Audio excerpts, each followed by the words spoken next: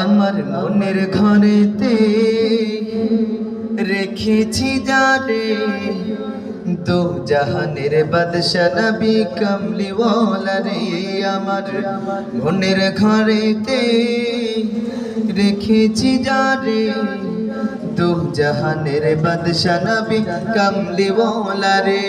আমার দয়াল নবী রে, আমার মায়ার নবী রে, আমার দয়াল নবী রে, আমার মায়ার নবী রে।